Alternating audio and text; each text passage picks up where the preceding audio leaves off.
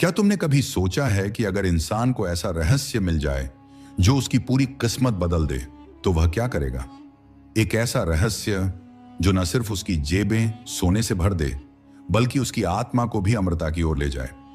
हाँ, मैं बात कर रहा हूं उस पत्थर की जिसके बारे में सदियों से कहानियां कही जा रही हैं।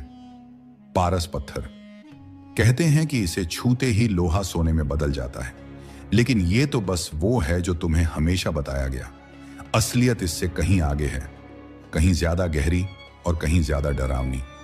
जरा सोचो, अगर यह पत्थर सचमुच मौजूद है तो उसे अब तक दुनिया से छुपाकर क्यों रखा गया?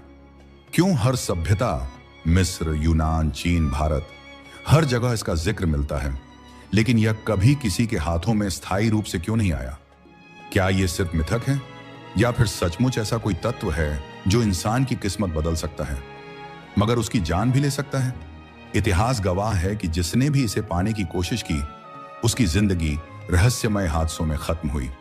राजाओं के साम्राज्य मिट गए, साधु संत गायब हो गए और वैज्ञानिक पागलपन की हालत में मर गए। ऐसा लगता है मानो यह पत्थर खुद अपनी रक्षा करता हो।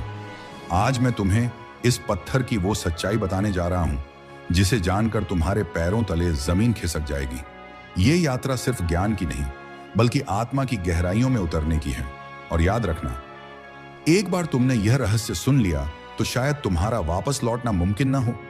अगर आप भी रहस्यों की गहराई में उतरना चाहते हैं और हर बार कुछ ऐसा सुनना चाहते हैं जो आपकी सोच बदल दे, तो चैनल को जरूर सब्सक्राइब कीजिए और इस वीडियो को अंत तक देखिए, क्योंकि आज जो राज मैं खोलने वाला हूं वो आपकी जिंदगी बदल सकता है। पारस पत्थर, एक ऐसा नाम जिसे सुनते ही इंसान की कल्पनाएं पंख लगा लेती हैं। किसी को इसमें सोना दिखता है, किसी को अमरत्व और किसी को अलौकिक शक्ति। लेकिन सच्चाई यह है कि इस पत्थर की कहानी सिर्फ धातु बदलने की नहीं है, यह है इंसान और ब्रह्मांड के बीच सबसे गहरी कड़ी की। मानव सभ्यता की शुरुआत से ही इंसान की सबसे बड़ी लालसा रही है अमरत्व और असीमित धन। लेकिन यह सिर्फ साधारण लालसा नहीं थी।